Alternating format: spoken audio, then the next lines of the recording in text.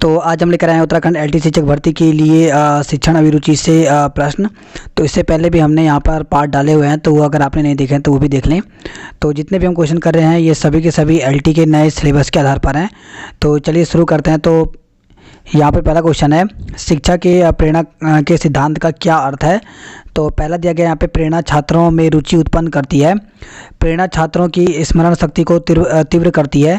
या फिर सी दिया गया है, प्रेरणा छात्रों को अनुभव प्रदान करती है। या फिर डी दिया गया है, प्रेरणा द्वारा छात्र अपने नए अनुभव को पुराने अनुभव से जोड़ते हैं। तो चार ऑप्शन दिए गए हैं और आपको यहाँ पे बताना है इसका राइट आंसर यहाँ पर क्या होगा। तो इसका जो राइट आंसर है वो यहाँ पर पहला वाला सही है कि प्रेरणा छात्रों में रुचि उत्पन्न करती है। तो पहला ऑप्शन यहाँ पर सही दिया गया है।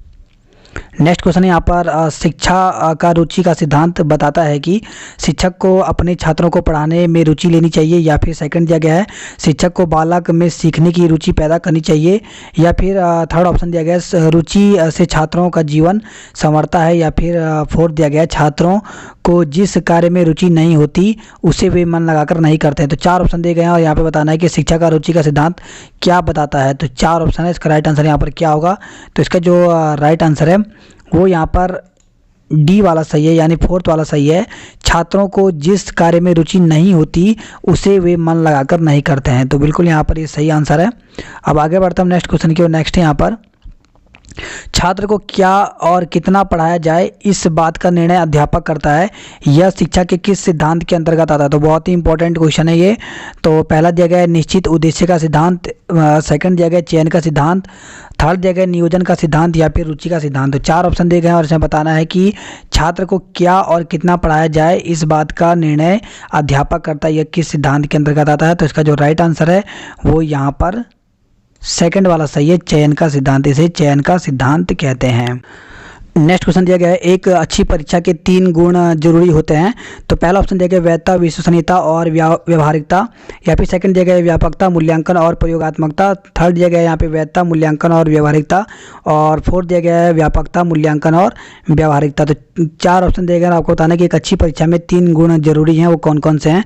तो इसका जो राइट आंसर है वो यहाँ पे पहला सही है, वैधता, विश्वसनीयता और व्यवहारिकता। तो ये पहला ऑप्शन जो दिया गया है वो यहाँ पर सही दिया गया। नेक्स्ट क्वेश्चन यहाँ पे, शिक्षा का एक सिद्धांत है कि बालक के पूर्व ज्ञान को जानकर उससे जोड़कर नया ज्ञान दिया जाए। बालक का पूर्व ज्ञान कैसे पता लगाएंगे। तो देखोगा आपने जब आपने बीएड का यहाँ पे कोर्स किया होगा तो वहाँ पे भी इसी प्रकार से वहाँ पे टीचिंग की जाती है कि सबसे पहले बालक के पूर्व ज्ञान को जाना जाता है और उसके बाद जो है नए ज्ञान को जोड़ करके पढ़ाया जाता है। तो इसी प्रकार का क्वेश्चन यहाँ पे पूछा गया है। तो इसमें पूछा गया कि बालक का पूर्व ज्ञान कैसे पता लगाएं। तो ए देगा उनके माँ बाप से पूछकर, बी देगा उनके साथ बात करके, सी देगा उनसे प्रश्न पूछकर, या फिर डी ऑप्शन दिया गया है मनोवैज्ञानिक की पुस्तकें पढ़कर। तो चार ऑप्शन दिए गए हैं और आपको बताना इसका राइट आंसर यहाँ पर क्या होगा। तो उसके अगर पूर्व ज्ञान का पता लगाना है तो उससे प्रश्न पूछ करके पता लगाया जाता है। और आपने देखा होगा कि जब टीचिंग की जाती है तो सबसे पहले कुछ यहाँ पे प्रश्न पूछे जाते हैं बालकों से, तब उनके पूर्व ज्ञान को जोड़ करके हम क्या करते हैं कि जो नया ज्ञान है उसको आगे बढ़ाते हैं। तो यहाँ पर जो सी वाला ऑप्शन दिया गया है वो यहाँ पर सही दिया गया है।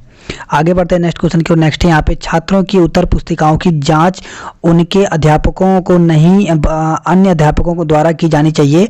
ऐसा करने से तो यहाँ पे दिया गया छात्रों को अधिक अंक मिलेंगे। बी दिया गया है यहाँ पर छात्रों को अपने ज्ञान की असलियत का पता लग जाएगा। और सी दिया गया छात्रों के साथ अन्याय और पक्षपात नहीं होगा। और डी दिया गया छात्रों का आत्मविश्वास बढ़ेगा। तो बिल्कुल आपने देखा होगा जब एग्जाम होते हैं तो उनकी कॉपियाँ जो है दूसरे अध्यापक चेक करते हैं। तो इसी प्रकार का क्वेश्चन यहाँ पर भी है, ऐसा करने से क्या फ़ायदा होता है। तो ऐसा करने से यहाँ पर सी वाला ऑप्शन सही दिया गया है कि छात्रों के साथ अन्याय और पक्षपात नहीं होगा। क्योंकि आपने देखा होगा बहुत सारे टीचर ऐसे होते हैं कि जो किन्हीं कुछ छात्र उनके लिए अच्छे होते हैं, चहेते होते हैं। तो ऐसे में छात्रों को लगता है कि इस टीचर ने इस बच्चे को ज़्यादा मार्क्स दिए हैं। तो ऐसे में किसी के भी छात्र के साथ कोई अन्याय नहीं होगा, पक्षपात नहीं होगा अगर कोई दूसरा अध्यापक कॉपी चेक करता है। तो इसका राइट आंसर यहाँ पर सी वाला सही है। नेक्स्ट क्वेश्चन यहाँ पे, डेवी के अनुसार शिक्षा एक है तो सामाजिक आवश्यकता है, व्यक्तिगत आवश्यकता है, या फिर मनोवैज्ञानिक आवश्यकता है, या फिर सैद्धांतिक आवश्यकता है। तो चार ऑप्शन दिए गए, इसका राइट आंसर यहाँ पर क्या होगा। तो इसका जो राइट आंसर है वो यहाँ पर डेवी के अनुसार जो शिक्षा है वो मनोवैज्ञानिक आवश्यकता है। तो यहाँ पर थर्ड वाले यानी सी वाला ऑप्शन सही दिया गया है। तो नेक्स्ट क्वेश्चन यहाँ पे, क्या आप इस पक्ष में है कि समय समय पर स्कूलों का निरीक्षण हो, क्योंकि? तो देखिए, स्कूलों का जो समय समय पर निरीक्षण होता है इससे क्या होता है, तो पहला ऑप्शन दिया गया है, ऐसे अवसरों पर स्कूल में पढ़ाई की ओर ध्यान न देकर दिखावटी वातावरण बनाने की ओर ध्यान दिया जाता है, जिससे सफाई हो जाती है और सब काम पूरे हो जाते हैं। सेकंड ऑप्शन दिया गया, निरीक्षण के भय से कुछ ना कुछ अच्छे काम होते ही हैं। और सी दिया गया, शिक्षा विभाग के बड़े अफसरों से चर्चा करने का अवसर मिलता है। और डी दिया गया, उपरोक्त सभी। तो इसमें 4 ऑप्शन दिए गए, आपको बताना है कि कौन से इसमें सही आंसर यहाँ पर है। तो इसका जो राइट आंसर है वो यहाँ पे सेकंड वाला सही है कि निरीक्षण के भय से कुछ ना कुछ अच्छे काम होते ही हैं।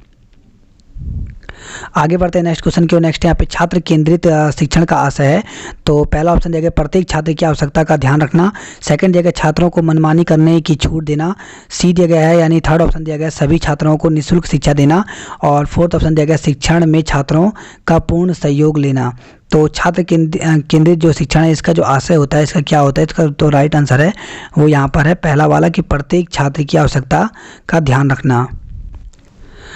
नेक्स्ट क्वेश्चन है यहाँ पर, यदि आपके मन में यह संदेह पैदा होता है कि किसी छात्र ने अपनी प्रोग्रेस रिपोर्ट पर अपने अभिभावक के हस्ताक्षर कराने के बजाय खुद के जाली हस्ताक्षर कर दिए हैं, ऐसी स्थिति में आप क्या करेंगे? तो इस प्रकार के जो मामले होते हैं वो भी कॉलेज स्कूलों में देखने को मिलता है। तो इसका जो पहला ऑप्शन दिया गया, इस संदेह के बारे में प्रधानाध्यापक को सूचित करेंगे। सेकंड दिया गया, छात्र के अभिभावक को बुलाकर उनको छात्र की हरकत के बारे में बताएंगे। सी ऑप्शन दिया गया, छात्र को विश्वास में लेकर उससे पूछताछ करने के बाद ही कोई कार्रवाई करेंगे।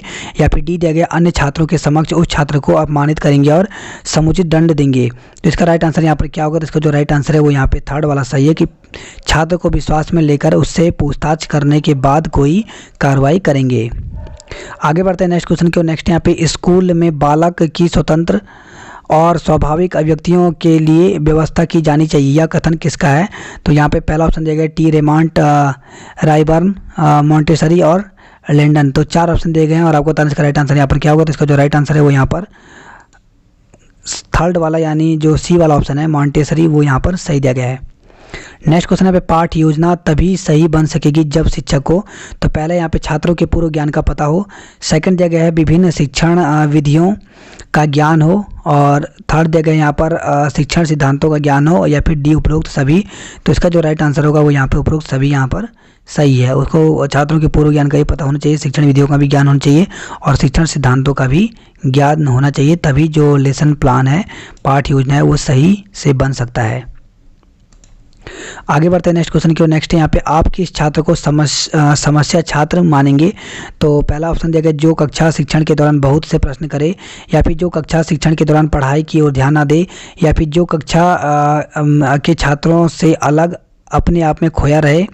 या फिर डी दिया गया, जो अपनी क्रियाओं से कक्षा में अनुशासनहीनता बढ़ाए।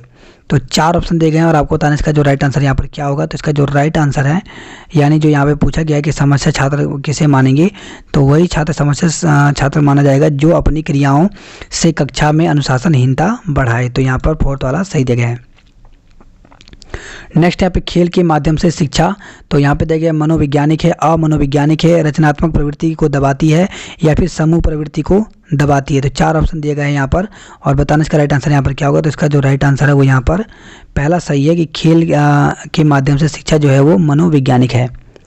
नेक्स्ट क्वेश्चन यहाँ पे, शिक्षा की खेल विधि का अर्थ है।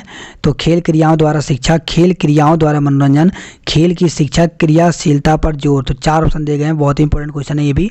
तो इसका राइट आंसर यहाँ पर क्या होगा। तो पहला वाला सही है, खेल क्रियाओं द्वारा शिक्षा।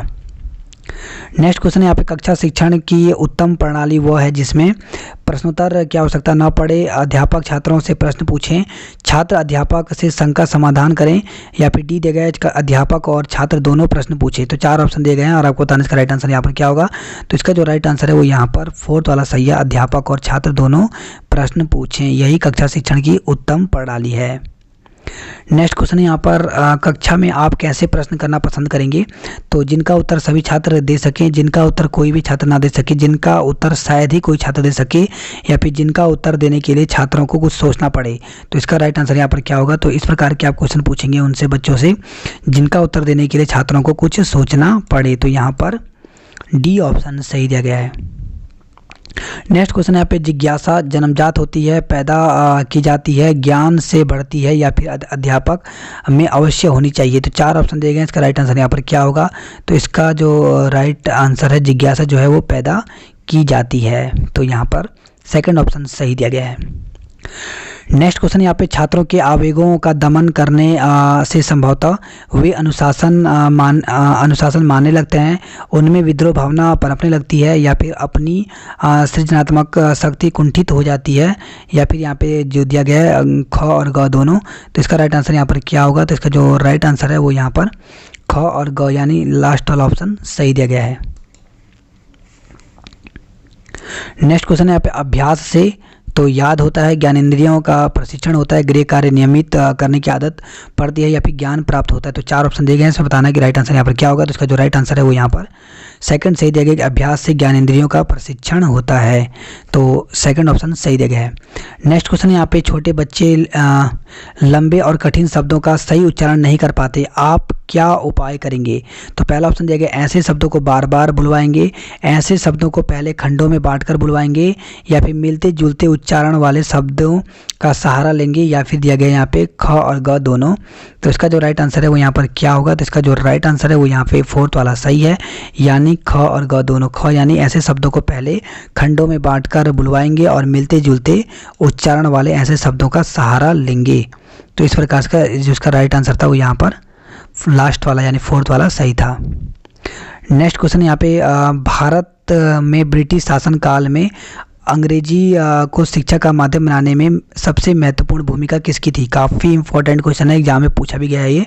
तो किसकी भूमिका थी? तो यहाँ पर पहला ऑप्शन दिया गया विलियम व्हिटिंग, कर्जन, मैकाले या फिर डलहौजी। तो अंग्रेजी शिक्षा की बात की गई है, तो इसका जो राइट आंसर है वो यहाँ पर मैकाले सही दिया गया है, यानी थर्ड ऑप्शन सही दिया गया है। नेक्स्ट क्वेश्चन यहाँ पे, त्रिभाषा फॉर्मूला किसने दिया? बहुत ही इंपॉर्टेंट क्वेश्चन है, ये कई बार अलग अलग एग्जामों में पूछा जा चुका है। तो राधाकृष्णन आयोग ने, कोठारी आयोग ने, बेसिक शिक्षा समिति ने या फिर मुदालियर आयोग ने। यह आपने बीएड में भी पढ़ा होगा, त्रिभाषा फॉर्मूला काफ़ी इंपॉर्टेंट है। तो इसका जो राइट आंसर है वो यहाँ पर क्या होगा? तो इसका जो राइट आंसर है वो यहाँ पे पहला सही है। ये जो त्रिभाषा जो फॉर्मूला है वो यहाँ पे राधाकृष्णन आयोग ने दिया था, ठीक है, 1948-49 में। आगे बढ़ते हैं नेक्स्ट क्वेश्चन की ओर। नेक्स्ट यहाँ पे, त्रिभाषा फार्मूला का अर्थ है, तो ये क्या है ये भी आपको पता होना चाहिए, और ये आपको पता होगा भी, क्योंकि आपको बता दें कि ये पूरा का पूरा सिलेबस बीएड का था, बीएड में आपने पढ़ा होगा। तो त्रिभाषा फार्मूला का अर्थ है प्रादेशिक भाषा, संघीय भाषा और अंग्रेजी, या फिर मातृभाषा प्रादेशिक भाषा और अंग्रेजी, या अंग्रेजी हिंदी और संस्कृत फारसी, अंग्रेजी हिंदी उर्दू या फिर राजभाषा। तो इसका जो राइट आंसर है वो यहाँ पर क्या होगा? तो इसका जो राइट आंसर है वो यहाँ पर पहला वाला सही है, प्रादेशिक भाषा, संघीय भाषा और अंग्रेजी। ये त्रिभाषा फॉर्मूला के अंतर्गत रखा गया था।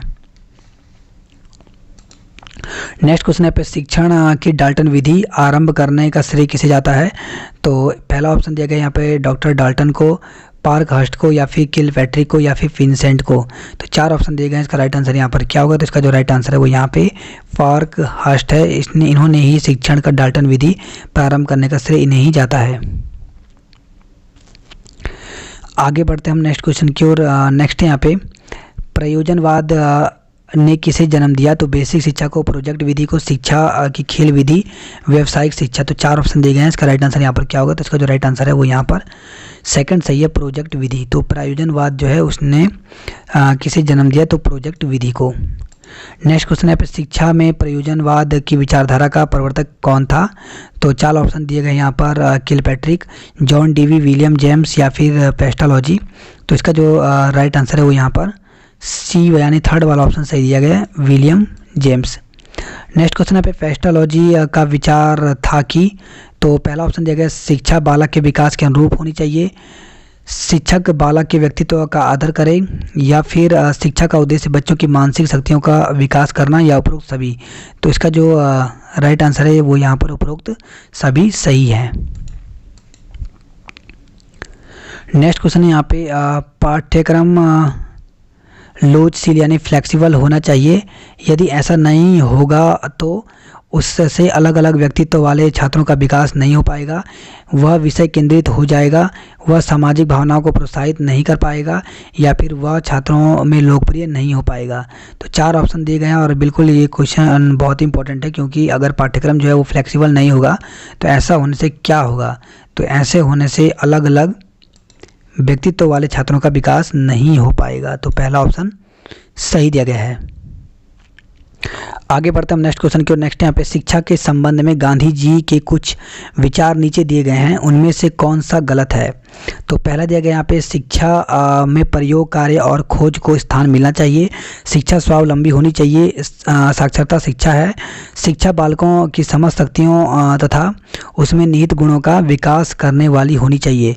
तो इसमें यहाँ पर आपको ये भी ध्यान रखना है कि यहाँ पे बोला गया है कि शिक्षा के संबंध में गांधी जी के विचार दिए गए हैं, कौन सा गलत पूछा गया है यहाँ पे। तो जिसका इसमें जो गलत है वो यहाँ पर ग वाला सही है कि साक्षरता शिक्षा है। और नेक्स्ट क्वेश्चन यहाँ पे शिक्षा का कार्य बालकों के ऊपर ज्ञान लादा नहीं वरन उन्हें स्व शिक्षा के लिए तैयार करना है, यह विचार किसका है। बहुत ही इंपॉर्टेंट क्वेश्चन है ये। तो यहाँ पे दिया गया अरविंदो, रविन्द्रनाथ टैगोर, विवेकानंद या फिर गांधी जी। तो शिक्षा का कार्य बालकों के ऊपर ज्ञान लादना नहीं वरन उन्हें स्व शिक्षा के लिए तैयार करना है। तो ये किसने कहा था, ये विचार किसका था। तो इसका जो राइट आंसर है वो यहाँ पे पहला सही है, अरविंदो का। तो देखिए इस प्रकार से हमने कुछ इंपॉर्टेंट क्वेश्चन किए, इसके साथ ही हम आगे भी पार्ट लगातार कंटिन्यू जारी रखेंगे।